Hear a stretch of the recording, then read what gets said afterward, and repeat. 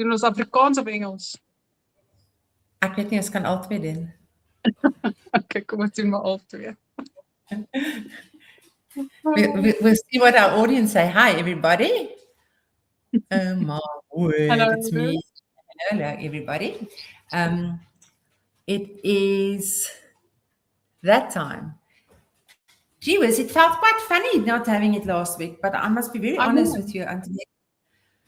I was sort of relieved because there was zero electricity, no signal. Oh.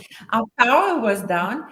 The local tower, whatever, we had no internet for 4 days. It was an absolute nightmare. We had to drive around to get internet connection to be to be in the first world type of environment. So yeah, I hope we missed too much.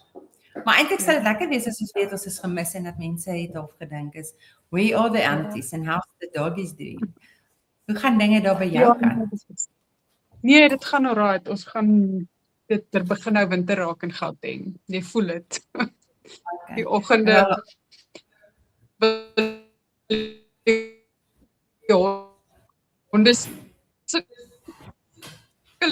die honde om op te staan. Styf en koud en so. Ja, dit is so. So ons het vandag amper 'n somersdag gehad. Maar ek kan nie die winter insit. Ek is ook eerder 'n wintermens. Maar ek hou van die somer, maar ja. Maar hierso word ek mos baie laat. Ek is nie 'n sneeumens nie. Ek het toe ek in Engeland was ons eendag Skotland toe en ons is daar in na 'n ski lodge toe en ja, ek het die besigheid so gekyk en gaan sit ek maar daar lekker in die warm plek en drink die glühwein in steede van om teen daai heuwels af te ski. Ja. Okay, ons het vanaand 'n interessante topik. Antonette, gaan jy 'n bietjie wegspring daarmee? Yes. Yes, so about, what is it, over 50% of our pets, van ons honde en katte, are classed as obese. And it's a problem. And we are becoming desensitized to it as well, because it's cute and it's cuddly and all of that. But there is a price that they are paying for in their health, Retha. And maybe if you can just, other than... So just to start off with, I mean, this is one of my biggest overweight. Everybody. I mean, sometimes I think I'm very rude because I will actually walk up to people and tell them their dogs are overweight or obese. And I do not lie. On Saturday, we were at the Ranyazig market and there's quite a lot of pet parents walking around. And I actually, Xander had to keep me back because I tell you, I thought there was, during the time that we were there were 15 to 16 dogs that I saw, and not one of them was ideal weight.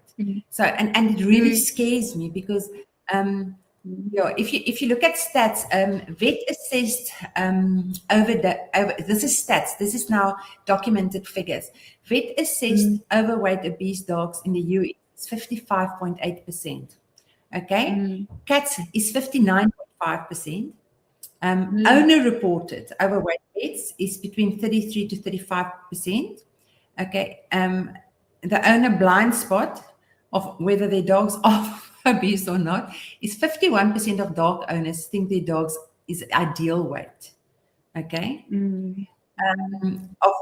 of which more than 40% of those owners that say their dogs are ideal weight, dogs are actually obese. Now, how does that happen? How do we get to that people think their dogs are ideal? Cute is not a body condition score. Fluffy is not a body condition score. Okay, there's a reality on my dog is obese or my dog is perfect weight. Things that we're going to talk a little bit about body condition score. We're going to talk a little bit about the role of treats in the diet, and then we'll talk about what we feed our dogs and how does that impact on our dog's weight.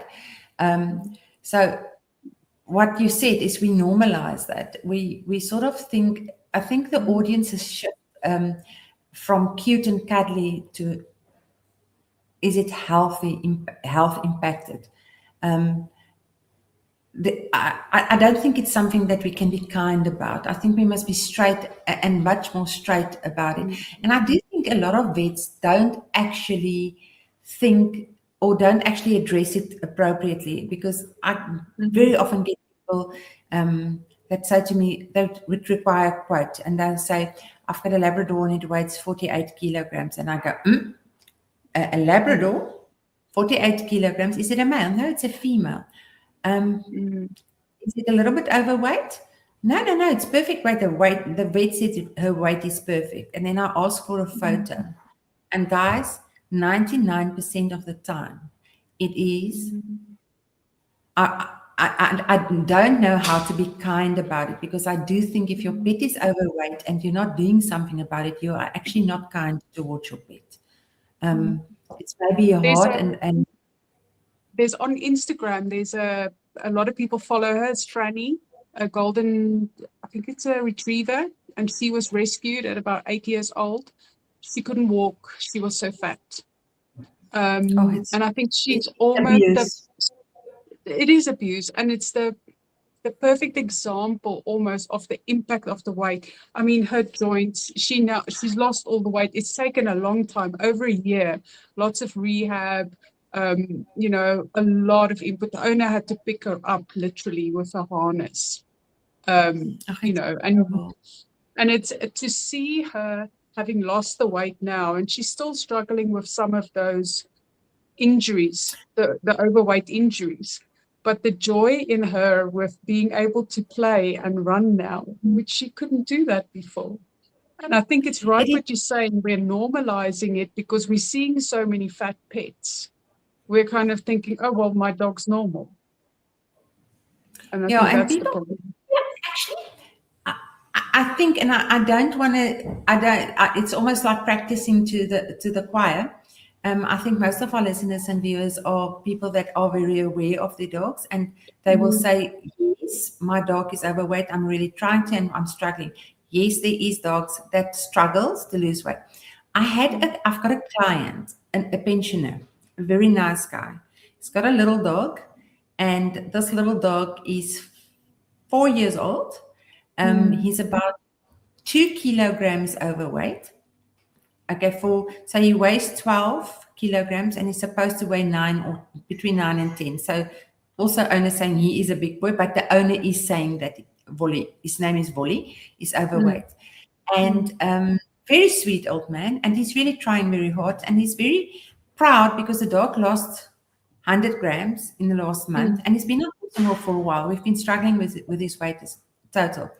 And then he said, but he can't understand why Volley is not losing weight. And I said, okay, explain to me what you're feeding, because very often people say, oh, they only get your food.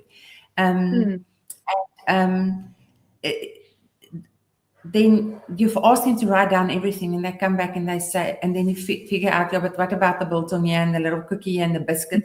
I once had somebody that actually feeds the dog a piece of their rusk every morning. And then you can guide them. But then when he keeps on saying this dog is only eating possum raw. And it is, but he's only feeding this dog 100 grams a day.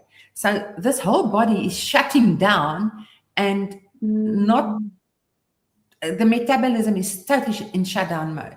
Okay, and that is also why I thought this is a really good topic to discuss, because there's such a fine line of in when are you feeding too little, and too little but the right stuff, or too little but wrong, okay, or enough but the right stuff, because we want to make sure our pet's metabolism is healthy. And so for me, the weight subject of pet food and nutrition is a very sensitive matter to deal with, but it's a very important, because I do think there's a lot of health issues that comes with overweight dogs. So like I said, it is we're desensitized. People do not understand where it comes from. Yeah. And you know this thing where they say, "Oh no, he's not fat. He's just fluffy or big bone, or he's got It's all chunky muscle. breed." Yeah, it's all muscle. No, it's a chunky breed. Yeah. So the truth But about this. that's a very important thing that you say now, because of the breed, because sometimes we get so bogged down with the number on the scale that we forget to actually take into account their age, any health considerations, health issues that the dog might have, their breed, obviously, because the breed needs to look a certain way. So maybe I think when we just sort of oh my word, is it now me again?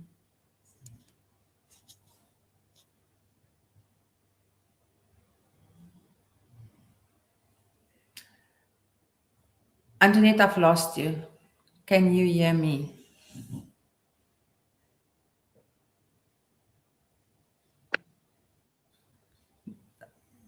I've lost did you get that, Can Retha? you?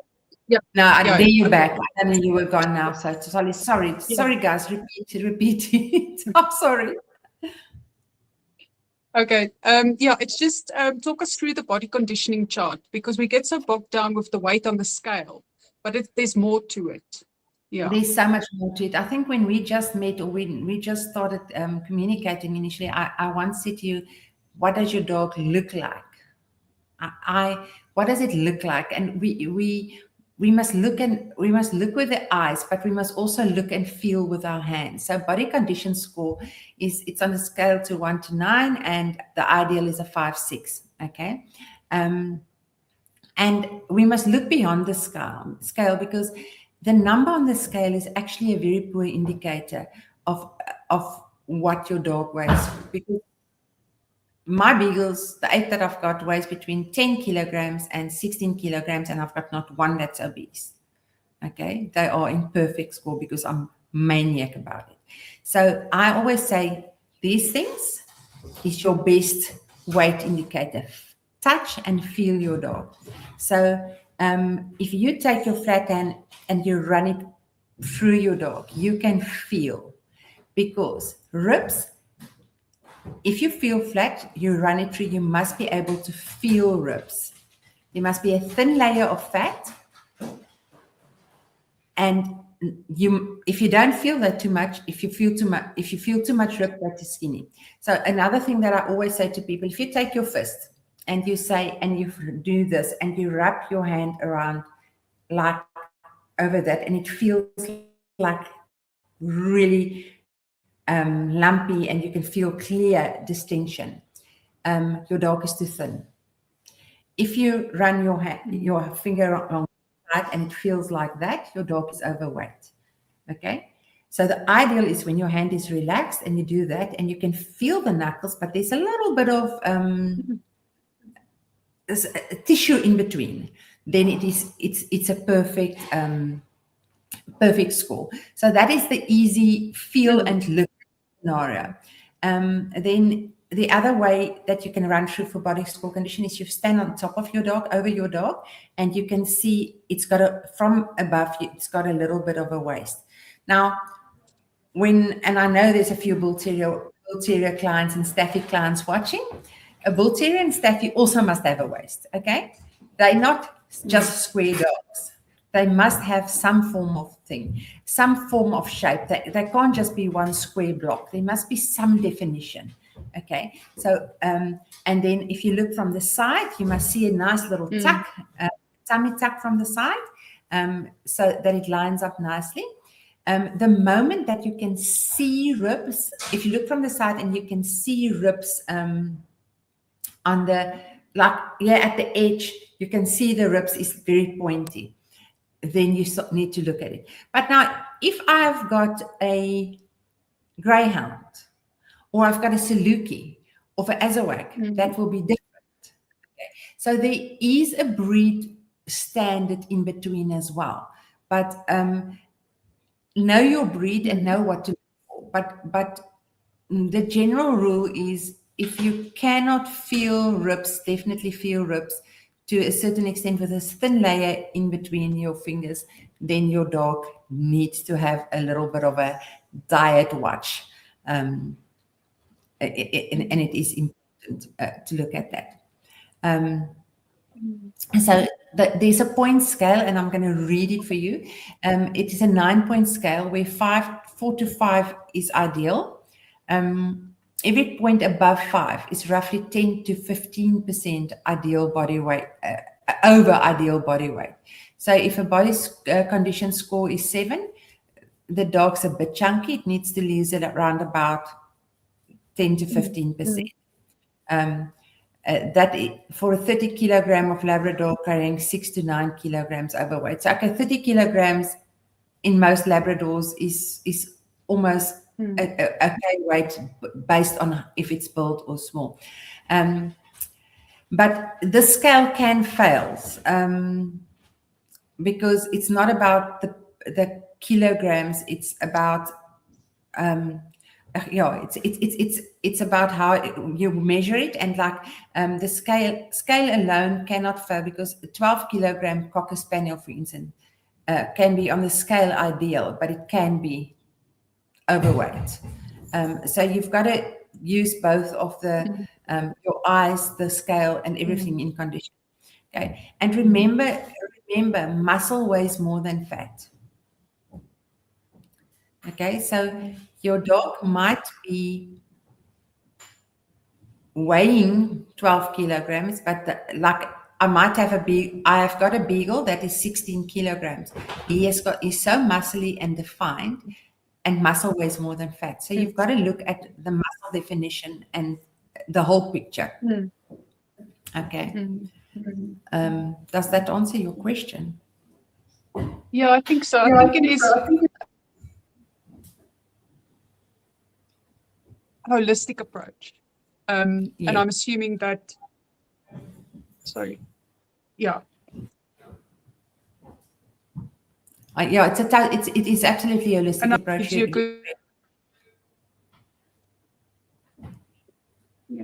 Yeah. You know, just measuring on the scale, you're trying to kind of make everyone the same, and everyone isn't the same.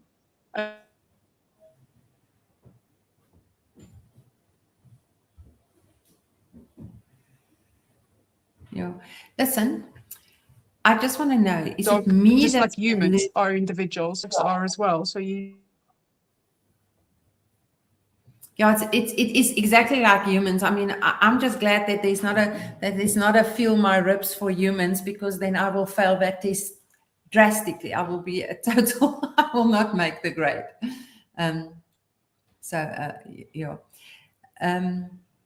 So the myth of my vet didn't say anything, so he must be fine. Okay, I think I just want to know. The vets are a little bit scared. Okay. So a very interesting thing, truth, is that in 2024, a study showed and found that only 27% of dog owners and 19% of cat owners that was overweight recalled ever being given a body condition scored by the vet. So silence from the vet is not a green light that my dog or my cat is ideal weight. So it is actually very important to touch and feel your dog, to see and have a look and watch and be alert about weight, because it's easy to break or lose 1 kilogram on a beagle. It's very difficult to lose 5 kilograms on your dog.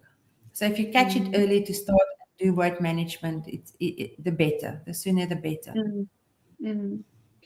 Yeah, and now obviously we're raw feeding. So with a raw diet, what is the strategy? How do we cut the calories? What do we do? Okay, so I always say, is that a raw diet is one of the most forgiving weight management statuses, because if your dog's overweight, you cut the food a little bit and it lose. So there's a few things that actually needs to be taken in consideration. You've got to feed to target body weight first. So if a client comes, so I'm talking now from a raw perspective. Somebody comes to me and says, my dog is overweight. It is let's start off with two scenarios. A Kibble fed owner comes to me and says, my dog is overweight, it needs to lose weight.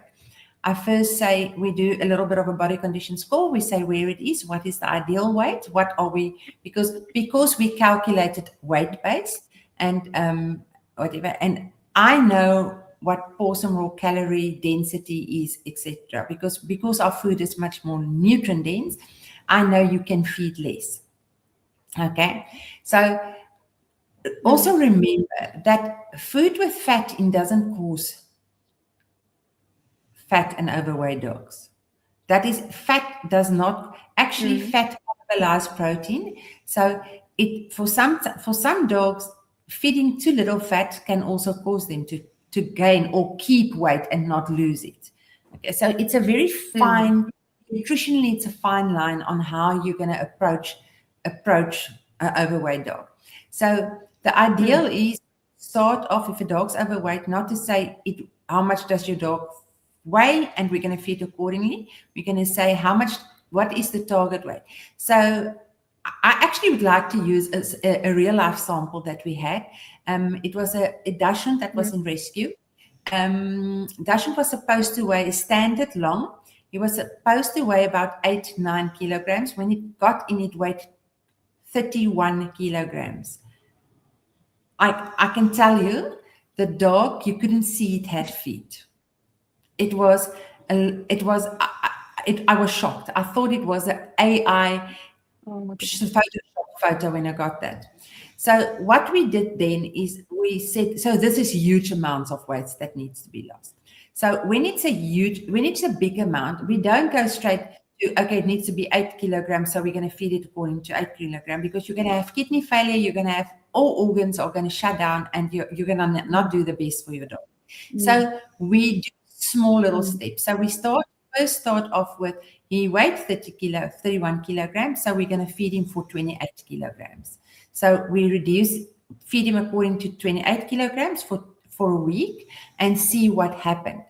If that dog started losing immediately, because it didn't get all the tidbits and steal food and things like that. So it started losing immediately. But so what I normally do is I'll give it the first week and then we weigh. So a weigh loss client will weigh weekly. Oh my word. Is it Friday already? We'll weigh weekly and we will assess on a weekly basis what it is. So if it has lost in that first week, we know that the amount that we're giving is making him to lose weight. And so I'm going to put pressure on the kidneys or on the other organs. My problem is kidney strain on kidneys when you start starving a dog. Okay, so if it's lost in the first week, we keep it on for. If it still is losing, we will carry on till the dog reach 28 kilograms. Once it's reached 28 kilograms, we will reduce again to another 2.5, about 10% of the current body weight we'll reduce and feed according to that. And that's how we slowly but surely reduce and reduce. Usually when a dog, when the food is now maintaining that weight level, then we know we need to reduce again. Okay. That's how you get till you get to it. When a dog needs to lose more than 10% of its body weight, it's a long process. I don't want it to lose it in a month. I'm happy to lose it over 2 to 3 months period, slowly and surely, because we want to do it in a healthy way. And it's the same as humans. We don't want to shock the system, because there's so many things that can go wrong if you shock the system and just go straight down. So some people say, oh, I want my dog to lose weight, and they want it to lose weight in first 2 weeks. And that is not fair. It is, we've got to be kind to the dog and its whole system as well. to do it slowly but surely. Once we've reached ideal weight, we keep it at that amount of food, because very often you will have a dog, like, I'm going to use an easy figure, like a dog that's supposed to weigh 10 kilograms, and the ideal weight, ideal food is 250 grams. Okay. And then it doesn't get 250 grams a day, it gets 200 grams a day. Once it's reached that ideal weight, we then see if it keeps on losing. We give it another week to 10 days. If it still drops, then we know, okay, now you can up it again. And then you keep it at that. And it is also, you've got to feed the dog in front of you, because no two dogs are the same, and no two dogs' weight loss journey are the same. I'm assuming that as with that doggy, as his energy levels returned, he also became more active. So that also then had an impact on the amount you feed. Absolutely. As soon as the dog can actually go for a walk and start walking and be more active, then he burns more energy as well, and then it goes faster, and you reassess. So it is important to be very involved in the process. And I suppose, Rita, we have to be mindful as well, because if you have a dog that overweight, the pressure it puts on the joints, and then to go and start with excessive exercise, I mean, that is also counter productive. Yes, totally. And something that is also very important to remember, if your dog, weight loss is not always just fat. You've got to maintain your protein levels and good quality protein levels, because if you lose too much weight, it loses protein as well, and that it eats into your protein and you lose muscle, then you make the joints even weaker, and that is very often when things like cruciates and injuries happen, because there's the muscle deteriorates as well. So it is so important to give a good quality protein with a good nutrient density for weight loss, to maintain the muscle, that it is not just and that it's not just fat that goes on. And another thing that's very important as well, and I find it very often with my one little girl that is very allergic. She's not skinny. Leia is a tiny little beagle. She's a really pocket beagle, and she's perfect weight. But she's been losing weight lately quickly. So we've got her allergies really good under control. So her body is not as inflamed as it used to be. So she's losing weight because she's not maintaining this inflammation that causes stagnation all over her body. So now she's losing weight, and I need to up her food. Because losing weight loses muscle tone, and then that can cause injury. So we've got to take that into consideration as well, because a lot of times dogs that's overweight has got some either IBD or IBS, or they've got severe allergies. Okay, where the bodies are really inflamed, and that sort of keep weight up as well. It is not just, okay, I'm going to put my dog on a diet, you've got to look at the whole picture again, to see how you can make the dog better, more healthy, and keep track with it. I've few people have said to me that when you reduce the food, obviously the dog is going to look for more food, and like my Ridgebacks will be very judgy if I give them less, or when I give them less food. So they suggested like maybe add water or bone broth to make them feel fuller. Is that safe? That's a very good thing, because bone broth or water, I'm struggling to just put water over their food. I feel it's cheating. My dogs look at me funny if I do that. So bone broth works well, because it does make them fuller. And then also, so there's a school that thinks dogs needs to eat once a day. I think Dr. Karen Becker also says it's much more healthier for them. But I also say, once again, feed the dog in front of you. Some dogs lose better weight by being fed once a day.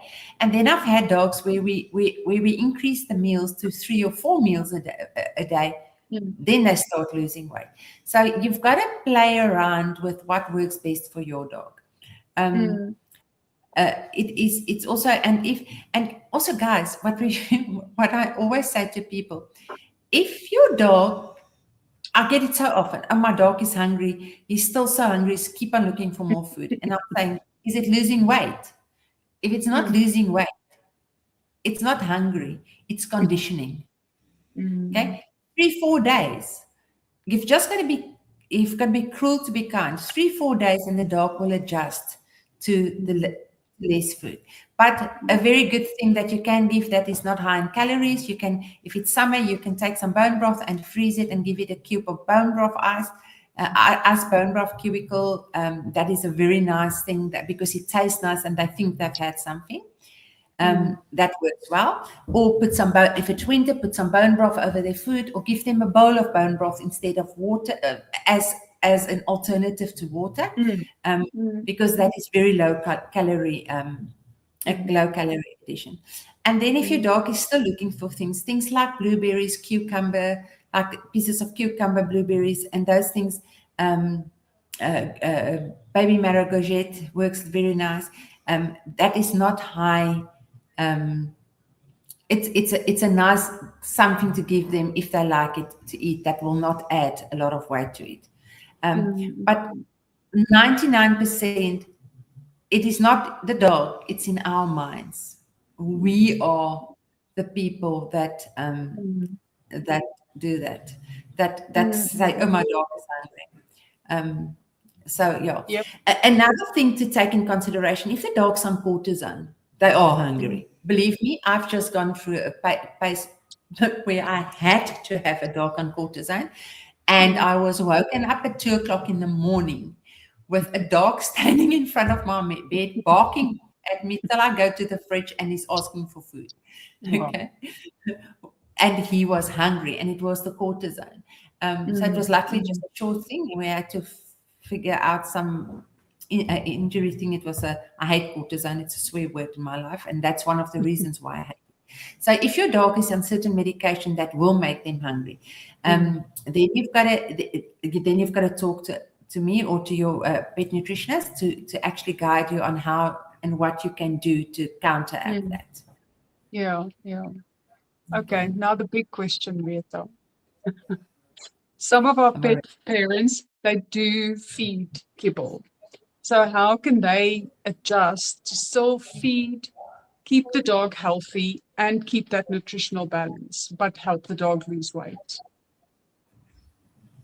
Okay, so then if kibble is your only, if that is your choice of food, and you are not willing to look at a more natural, more a different food, like you're not willing to look at cooked or raw, and kibble is your choice of how do they say, if kibble is your poison, like raw is my poison, I would definitely look at the quality of kibble that you feed. It is really important to make sure that you've got a high protein kibble, and also look at what carbohydrates is in the food, because remember, it's not the protein that causes the fat, it's the carbohydrates and how that gets broken down. Have a look at different, I'm not going to say brands, but look at a better quality kibble, look at what is the quality of protein that goes into kibble, and then reduce the quantity. And then again, this is where broth comes in amazingly, because I've seen dogs that get almost half the amount of kibble that they need to get for their ideal weight, and these dogs are really malnourished. So try and get the nutrition part better. So you've got to feed according to your pocket and your budget, but broth is a really easy way. If you can get it, and you can make it yourself, we can actually I'll post a little recipe on the group. You can make your broth yourself, add broth to add that to the kibble to make it more nourishing if you have to reduce the kibble. But it is absolutely look at the highest quality of protein kibble if your dog needs to. So there is some of the brands has got weight loss and weight management kibble stuff. it does work. Follow it to the T. It does work, but still, yeah, it's difficult for me to say this because I am unfortunately. If you then open and your dog has got, if your dog has got some hasn't got major health issues, hybrid feeding can be a good option. But it's not my first go-to, but it is yeah. Look at what the calories are in the kibble, read your calories, work out what the calories is that your dog needs, and then go according to that. The weight loss kibble has got quite some, they give you guidance, okay? And you're adding some broth. Then other things that you can add to that's low in calories is like again, your cucumber, baby marrow, grated baby marrow. You can steam it lightly and add that to the food just to help a little bit with that, with making the amount better. And because I think very often in kibble, when they're going to such low amounts, pet parents, then it becomes a matter of the metabolism is shutting down again. I just want to go back a little bit because we were talking earlier about raw-fed dogs and they're overweight. So, and my brain just said to me, but surely if a dog is raw-fed, he won't be overweight. Or am I just missing the point there? So because raw feed is not a magical thing. So, I mean, I had a client years ago that had a beautiful burble, and this dog was obese. He was a big boy, but this guy just said, "Oh, he's big," and he just fed him a heck of a lot of food. I very often get clients that say to me, "Oh, my dog's overweight," and they've been feeding raw for a long time, and so there's things that has got an impact. In my dog household, I've got 8 beagles, and of the 8, 3 of them are on diet at the moment. Their food has been reduced. 4 of them's food has been increased. Okay, and one is still on the same. She always eats the same. So raw feed doesn't mean my dog is perfect weight, because there's so many things that has got impact on weight. You'll see allergy. Let's start with, again, allergy season, or if you've got dogs with allergies. If it's an allergy season, your dog most probably is going to pick up weight, okay, because it's going to hold back and it's going to stagnate. Winter's got, on certain dogs, some of my dogs in winter, they lose weight terribly. I mean, Fred, our one boy, he's up and down with it. I cannot get him. He's my most inconsistent dog in terms of weight, because if it's summer, then he goes like a little porky pork very quickly. When it's beginning, change of season is the worst for him. So change of season, then he drops. So the other day I looked at him and I thought, oh, gee whiz, if somebody sees Fred now, I will be reported to the SPCA. Okay, that was about 2 months ago. And I've upped his food with 10 grams a meal, so 20 grams a day. And guess what? His food was reduced with 50 grams a day now, because he's all of a sudden gone, because he's lying down. He's not as active like what he is in summer, because it's cold. They are lying and they're cuddling and being reserving energy. So, and it also depends whether you've got a hot dog or a cold dog, because colder dogs in winter will actually lose a lot of weight, whereby a hot dog most probably will not. So again, the dog in front of you is very important. So no, raw is not just a magical one, and he will always be perfect, right? And then it also depends on what raw you're feeding, because some food are way more nutrient dense than others. So you've got to look at that as well. Is what is the calories of the, because meat and fat and veggies and everything that can be in your raw diet still has got calories. And if you feed a 10 kilogram beagle 400 grams a day, oh boy, it's going to get fat for sure.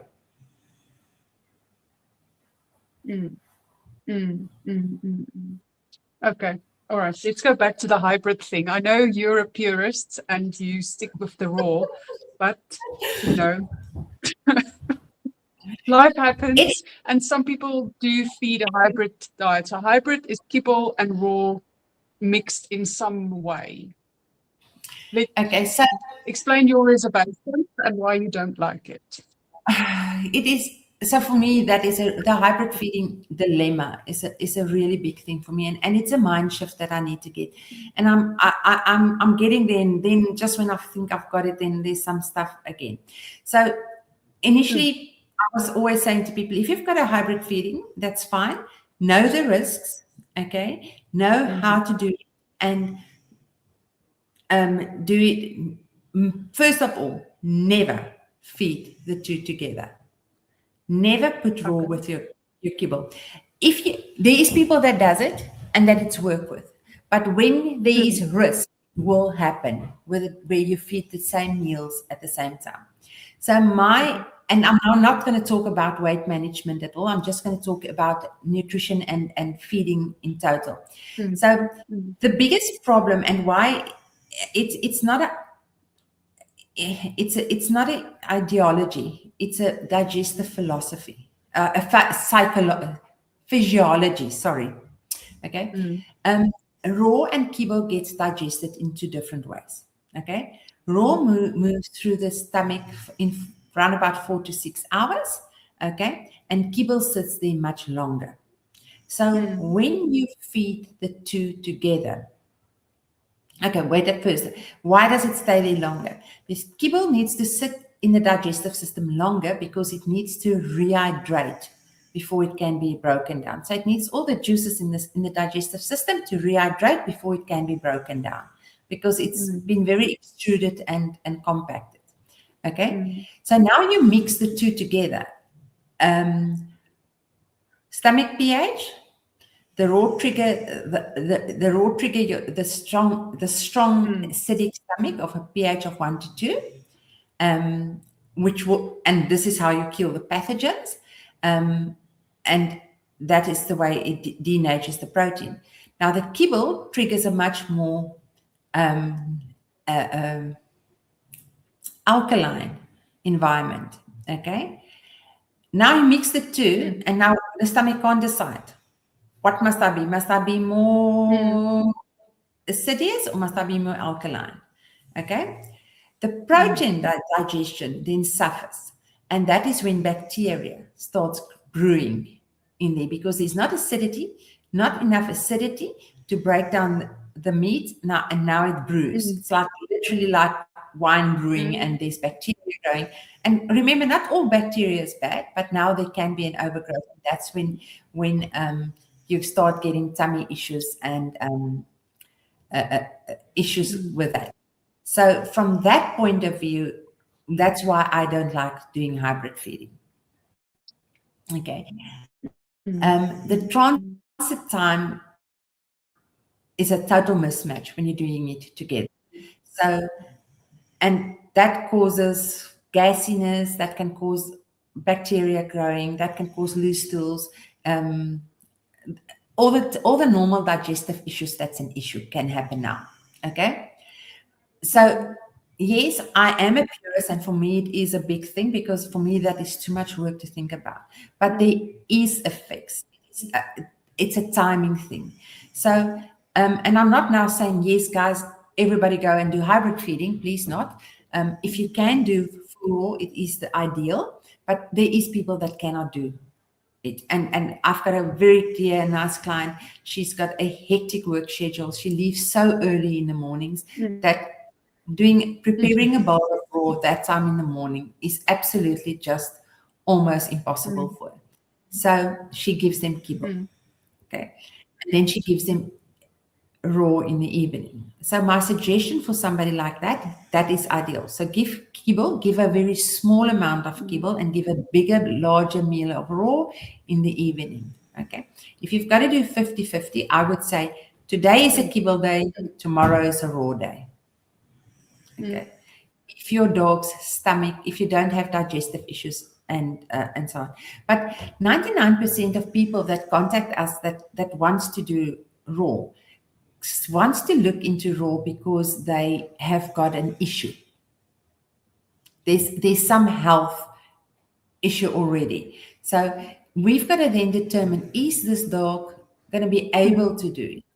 Hybrid feeding, if your dog is perfectly healthy and you're doing it clever, I would still use some bone broth with the kibble. When I feed kibble, you always put some bone broth, so sort of making it soaked already. That helps the digestive tract already, and it gives some extra, the bone broth gives some extra probiotics, prebiotics, and it's a good brew to put with your kibble. And then you feed your raw in a different meal. Ideally 8 hours apart. So ideally it will be actually better to feed the raw in the morning and the kibble at night, because you've got a longer period from your dinner till breakfast time than what you've got from breakfast to dinner time.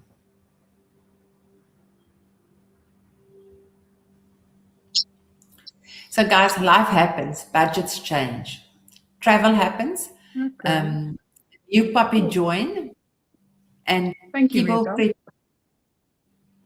Oh my word. Are we talking over each other again? And also rescue, to feed all.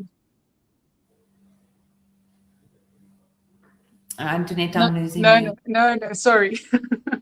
But it's from well, you love to dog food. Sometimes dogs are only rescue for a short time. Yes. Okay, sorry. Are you back? You're back. Okay, you were talking when a dog is in the rescue for a short time and then goes to a house. It's going. Yeah. And goes to a home. You want to do the right thing and put him on raw, but the new family might not be on the raw agenda yet. The rescue thing is a very, very difficult thing, because a lot of the dogs come very neglected and with health, with issues where raw will be the ideal thing, and because it is really a big education thing. So now when you've got a dog in rescue and the dog can really do, especially when they're really, really, really being so malnourished, I always say to the rescue, and we do sponsor and help rescue organizations. And then I always say is do the kibble with broth and a little bit of toppers. So what is the toppers that you can put onto kibble that is making it more nutrient dense and better? Things like tripe. You can do some tripe on top of it. So with kibble, you can do some broth and tripe on it. You can add some sardines. Sardines or sprats or mackerel is always a very, very good thing to add on top of it. And it hasn't got such a heavy effect on the digestive tract because this is like just a little bit of a topper. But the most important thing with that is soak your kibble in broth. Okay.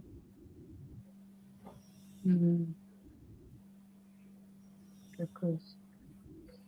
So, last one, treats. We all love giving treats. Retha. And that is where the biggest. Did you want to go through any? I see Iris left some. Is there some questions? Yes.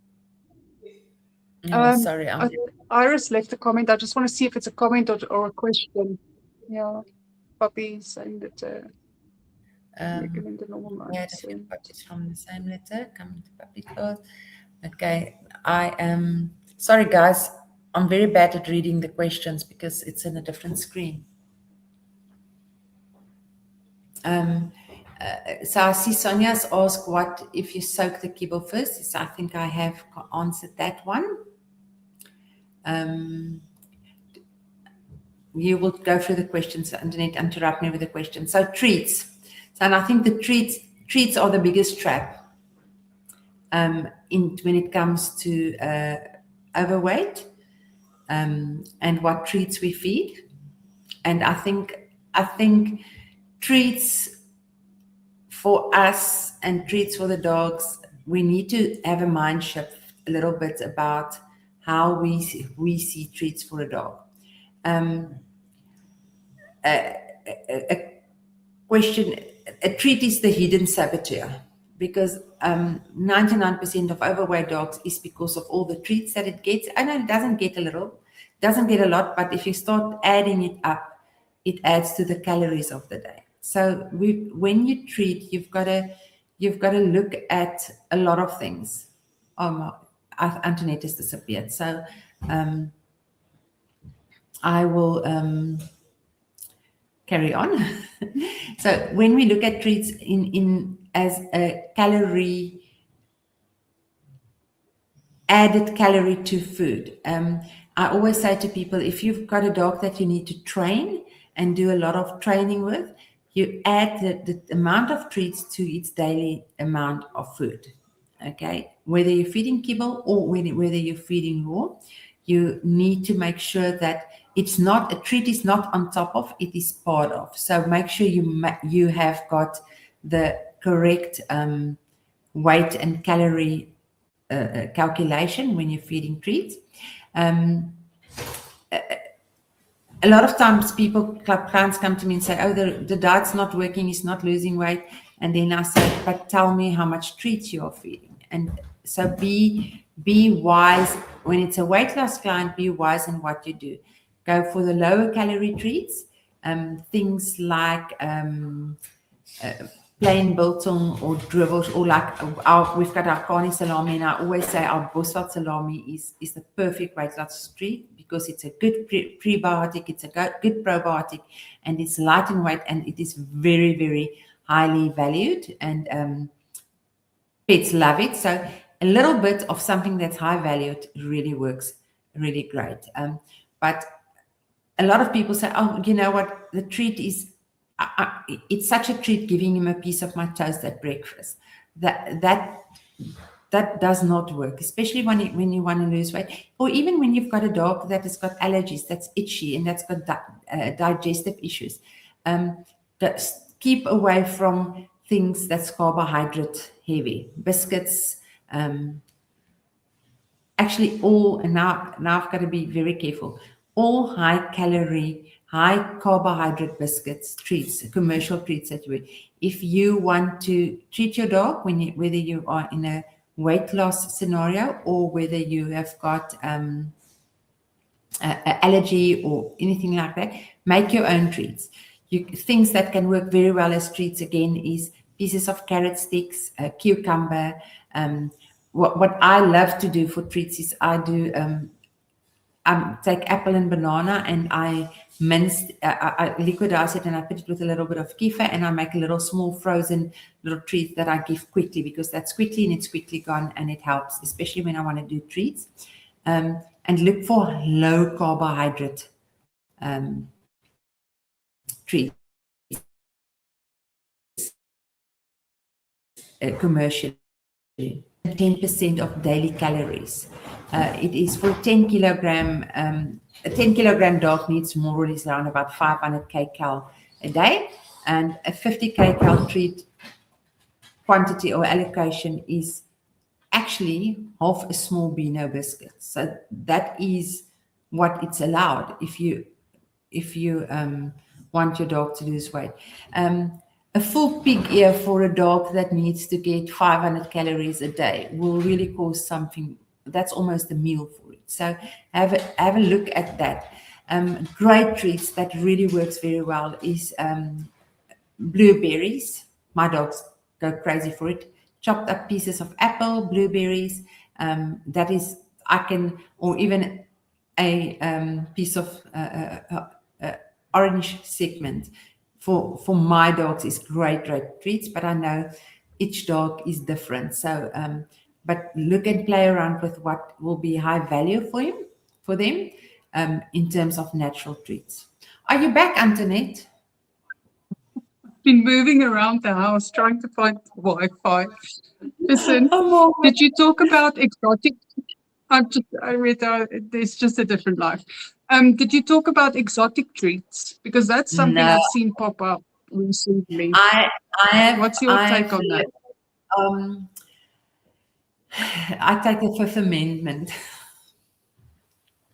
So I know something that is really big and all around. So exotic treats, you're talking about something like crocodile and stuff like that. And you know what? Mm, It's something that quite a while back I managed to get. I was contacted by a supplier saying to us that they've got crocodile meat. Am I interested? mm, And I said, mm, hell no. And I was mm, actually taken up by the supplier. That like it's a brilliant treat for pets and whatever. And I then sort of doubting in my own knowledge and my own viewpoints and philosophy or whatever. And I contact my dear friend Conor, and I ask him what's your mm, take on crocodile. And he says, let's look at it. A crocodile eat meat. So there's other parasite and bacteria and organisms in those meats that you don't have control over. And normally there's not a lot of meat eaters that meat eaters for so a carnivore doesn't eat another carnivore unless you've got it does happen in certain stages, but in nature, a wolf won't eat another wolf. Okay, and there's a reason. mm, So I'm not. I know there's a lot of companies that has got things like crocodile that they give mm, as treats. I don't think it's biologically appropriate. I don't think the protein profile and the amino acids is necessarily good for them, but also a little bit here and there can't do really bad harm. I just don't think it is something I won't feed it to my dogs. mm. Yeah. So from that point of view, exotic treats. What else is exotic besides? Someone mentioned shark meat. Oh no, your Because I don't know. I don't know. It's you just there? something that's popped up on my feed. Yeah, I'm still here. Can you hear me? Yes, I can hear you. Perfect. Yeah. Yeah. I've seen it a lot. Shark meat, crocodile. It's like I won't feed it to my dogs. I think there's organisms in there that that's not good for our pets. I mean, I eat sushi. I think sushi is great. I will never do shark. I will never do. I won't eat shark, but I do eat butterfish, which is a form of shark when it's cooked. Okay, but as a raw scenario, and okay, so now we dry and so how do we prepare the treat? Are we going to mince it and make it in a cooked little thing? Or are we going to give it air dried? And that's where the thing is, how is the exotic treat being prepared? And what is the bioavailability of that protein? So there's not enough research about it for me yet to say that it is it's okay, but there's also not enough research around it to say it's not okay. Again, on my side, I'll stick to the things that is fine. That is yeah. It's like we won't take lion meat and feed that to our cats and dogs. And that I feel the same with that. It's like I won't take a wild dog and use that meat to give it as treats to my dogs. And I feel that's exactly the same as crocodile and shark and stuff like that. So I know shark fin. I mean, shark fin has been in the 90s, a few years ago. Shark fin was an amazing powder, that the shark fin powder that they use for cancer treatment. So the cartilage, again, I take the Fifth Amendment because I really actually do not know too much about it, and there's not a lot of research about it. So, I would love to get enough research to change my mind, but yeah, something I I suppose also from a variety point of view, because we're always saying it's not so much about balance, but more about variety in the diet. But we don't have to go that extreme to feed exotic proteins. We can just rotate different proteins. so And the treat variety in novel proteins dilemma is a really, really, really, really big problem for me. I mean, for me as a manufacturer, it's a huge problem. Because the things that is available, like rabbit, is not that available as I'd like it to be. Okay. And so what do I do? But I mean, crocodile meat carries I never know how to pronounce this, trichinella, okay, which is like a type of a tongueworm, okay, and that can infect all mammals. And if it's raw, if the treat is properly cooked, then you can get rid of it, okay. For some reason, and the research, sorry, I've just quickly looked into some typed in and look at it. So salmonella is a much higher count when it comes to crocodile meat. Okay, so that gives a more contamination risk. Okay, it's a reptile, and their gut flora carries salmonella. Okay. Both fresh and frozen crocodile meat has shown significant contamination rates in published studies. So the published studies that there is has actually shown that it is. I'm going through my this public study from Magnino et al. There's a lot of biological risks associated with the consumption of reptile products. So we can now go to, I know there's somebody that had mupani worms as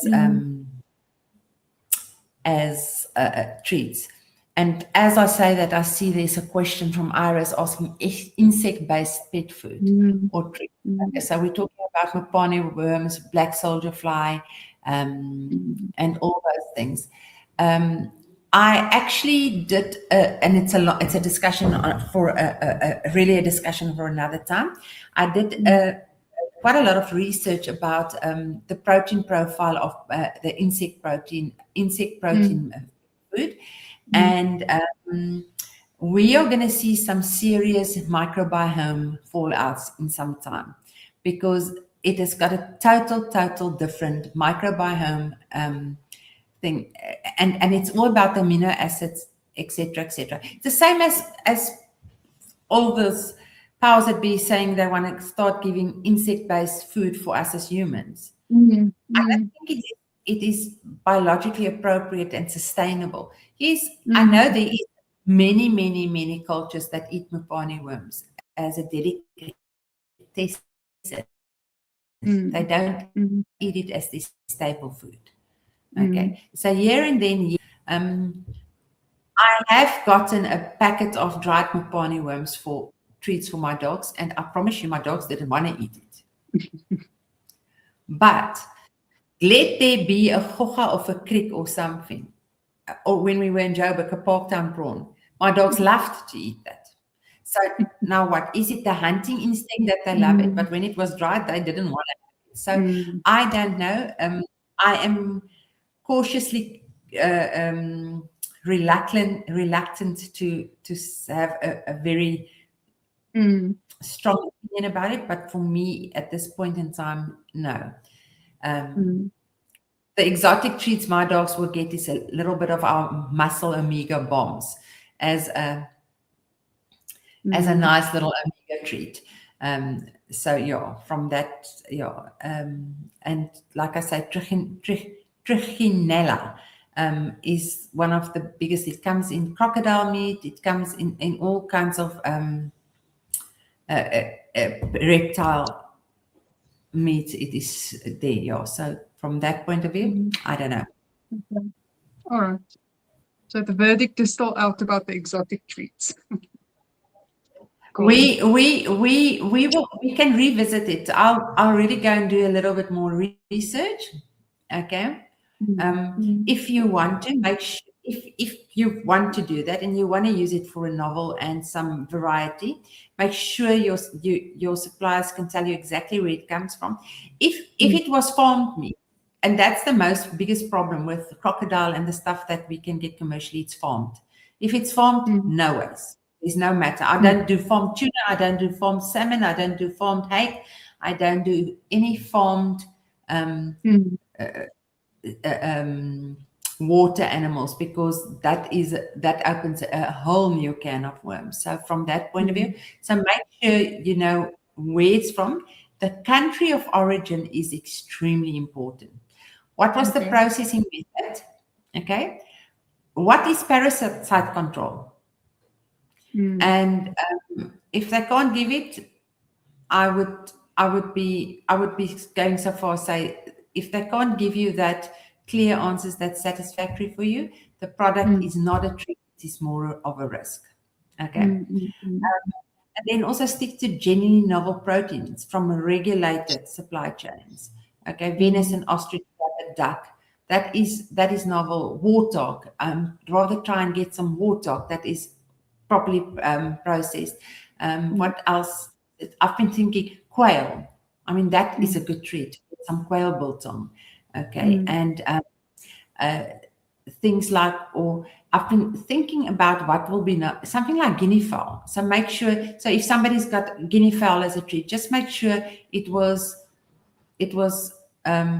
acquired in the right season, because certain seasons of certain months, wild bird carries parasites that can be dangerous for dogs. So when you use those things, then it is important to ask the right questions. And also, guys, human grade doesn't always mean what people think, eh?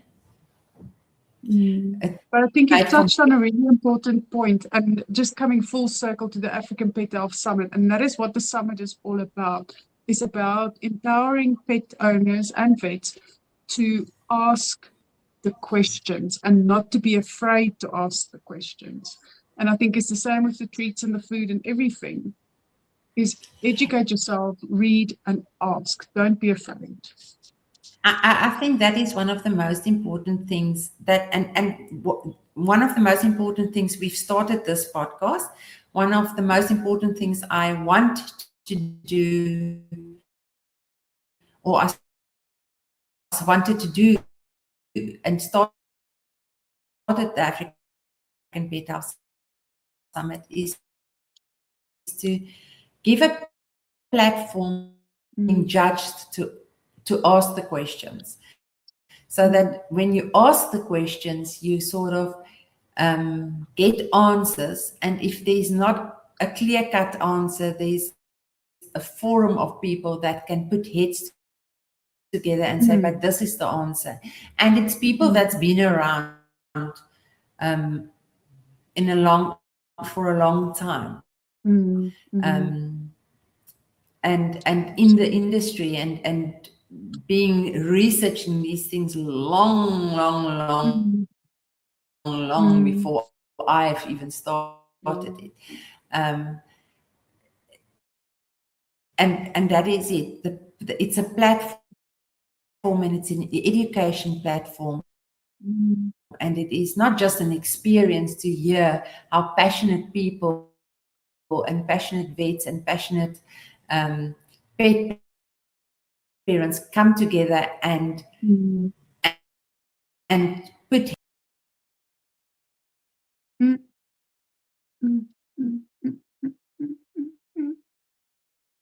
Has she left us now? Is it just me? Let me just quickly see.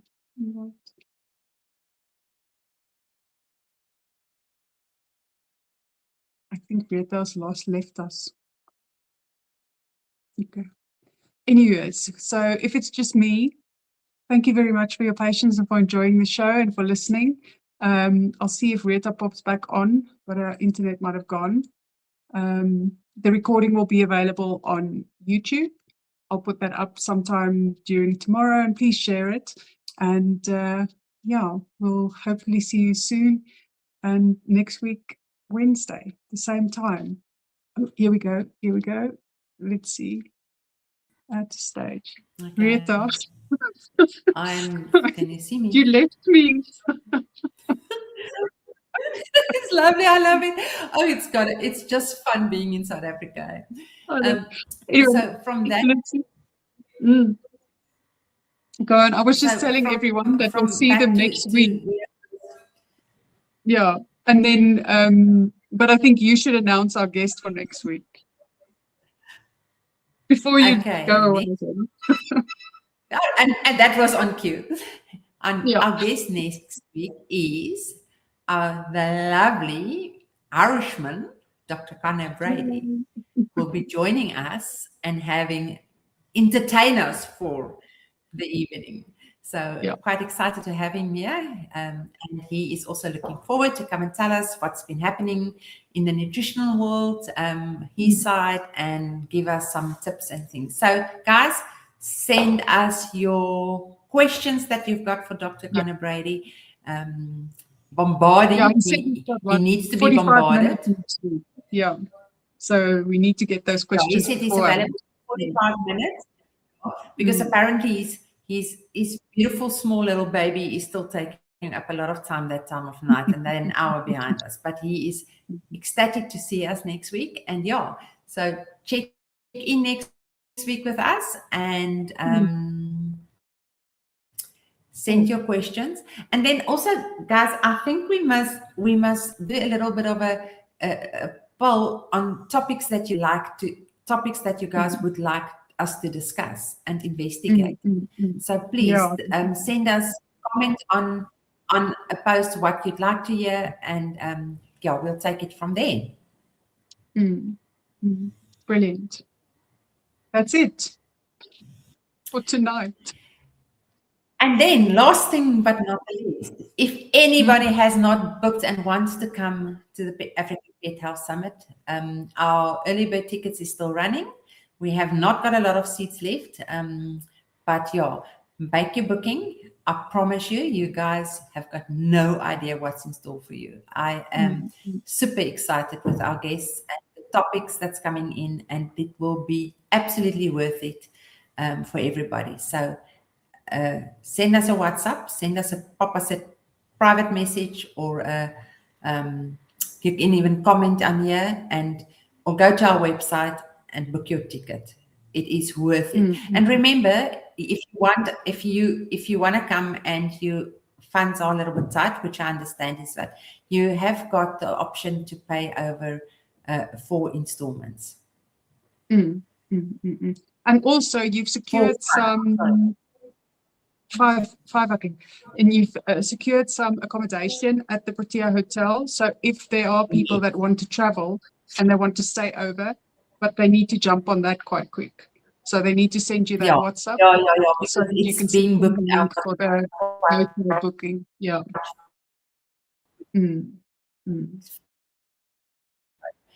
Cool. Okay. Yard is now telling us to stop talking and keep everybody away from going to bed and spending time with their kids. Thank you. It was really lovely having you. Lovely to just chat a little bit. And yes, if you're worried about your dog being overweight, or you need some advice on how to switch them to raw or how to get them to lose weight, pop me a message anytime. I'll help with pleasure. Brilliant. All right. Thank you, Retha. Okay, guys. Have a lovely evening. Have a wonderful evening. Bye-bye. Bye. Bye. Bye. Bye.